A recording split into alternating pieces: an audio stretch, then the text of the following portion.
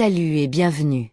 Aujourd'hui comme tous les jours, nous sommes ici présents, avec une nouvelle histoire inspirante. Merci d'avoir cliqué et surtout bonne écoute. N'hésite pas à laisser ton avis dans les commentaires. Passons au récit. Kelly et moi, nous avons toujours été proches. Depuis notre enfance, nous habitions l'une à côté de l'autre. On passait tout notre temps ensemble. On jouait, on mangeait, on voyageait, et en plus, on allait à la même école. Dès qu'un problème survenait, on en parlait. Il n'y avait aucun doute, on était les meilleurs amis du monde. Tellement, que les gens disaient souvent que nous étions comme des sœurs.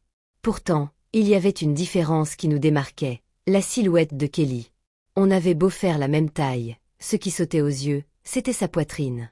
En réalité, je ne l'avais jamais vraiment remarqué, mais Kelly, elle, le vivait différemment. Elle s'habillait souvent de vêtements larges, que ce soit chez elle ou à l'école. Un jour, lors d'un cours de natation, chacun devait enfiler un maillot standard de l'école.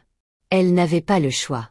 Dès qu'elle est sortie des vestiaires, les autres élèves ont commencé à se moquer d'elle, y compris certains professeurs, et je voyais bien qu'elle était mal à l'aise. Mais, ne voulant pas envenimer les choses, je n'ai rien dit. Un autre jour, alors qu'on était à la cafétéria pour prendre un encas avant les cours, un groupe de garçons s'est approché de nous. Ils étaient connus pour leur arrogance et leur attitude désinvolte, ce qu'on appelle les « bad boys » de l'école. Ils n'arrêtaient pas de dire des choses grossières à Kelly. J'ai tenté de l'entraîner loin d'eux, mais l'un d'eux nous a bloqués. C'est alors que j'ai vu l'impensable. Un des garçons s'était permis de toucher Kelly de manière déplacée. Elle était blanche de terreur. J'ai réagi aussitôt. Je leur ai balancé un bol de soupe dessus pour les faire reculer. Ils sont partis en râlant, mais je savais que ce n'était pas fini. Cette expérience a bouleversé Kelly.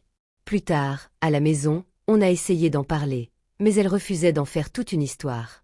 Elle m'a avoué qu'elle se sentait jugée en permanence, mal à l'aise dans son corps. Je n'aime pas être regardée comme ça, même si certains disent que je devrais être contente, a-t-elle murmuré.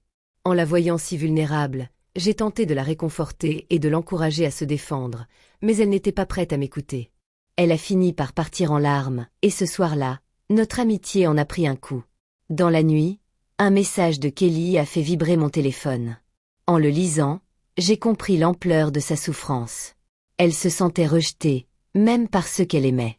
Je l'ai immédiatement rappelé, mais c'est sa mère qui a décroché. Kelly avait pris des médicaments et s'était effondrée. Terrifiée, je me suis précipitée chez elle avec mes parents. En arrivant, j'ai appris la vérité derrière sa douleur. Son propre père lui avait fait subir des abus lorsqu'elle était enfant, et elle avait dû garder ce secret pour protéger sa mère. Après cet incident, les autorités ont été prévenues. Le père de Kelly a été arrêté, et bien qu'il ait tenté de se justifier, il devra vivre avec cette honte pour le restant de ses jours. Sa mère, quant à elle, se sentait coupable de n'avoir rien vu, absorbée par son travail. Cela lui a servi de leçon, rien n'est plus important que le bien-être de son enfant. Kelly a passé quelque temps à l'hôpital, suivie par des professionnels pour l'aider à surmonter ce traumatisme. Avec sa mère, elles ont décidé de s'installer à l'étranger pour reconstruire une vie paisible. Avant de partir, Kelly m'a remercié pour notre amitié et m'a promis qu'elle ferait désormais face à ceux qui osaient la traiter avec mépris. Personne, homme ou femme, ne mérite d'être rabaissé ou traité ainsi, m'a-t-elle dit, plus déterminée que jamais.